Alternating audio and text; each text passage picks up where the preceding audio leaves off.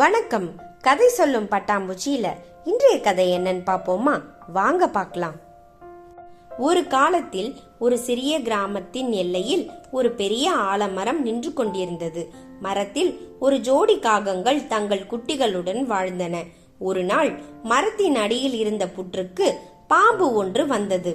காகங்கள் உணவை தேடி வெளியே சென்ற போது பாம்பு அவற்றின் கூட்டிற்குள் புகுந்து அவற்றின் முட்டைகளையும் குஞ்சுகளையும் தின்றுவிடும். காகங்கள் தங்கள் குட்டிகளை இழந்ததால் மிகவும் வருத்தம் அடைந்தன.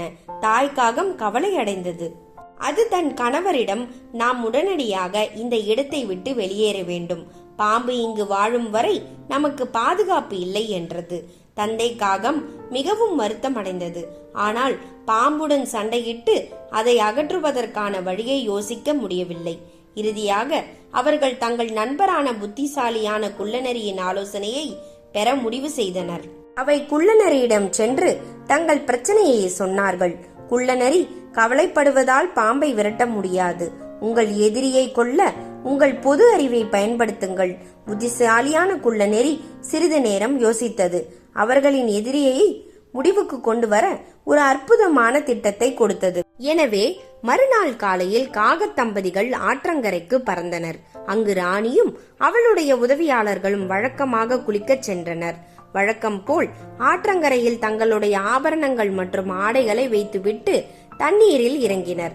தூரத்தில் அவர்களின் காவலர்கள் அவர்களின் மதிப்புமிக்க பொருட்களை கண்காணித்துக் கொண்டிருந்தனர்.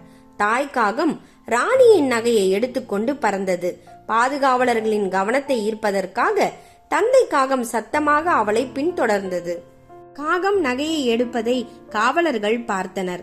தடிகளையும் வாளையும் எடுத்துக்கொண்டு காக்கைகளின் பின்னால் ஓடினார்கள். விரைவில் அவர்கள் ஆலமரத்தை அடைந்தனர்.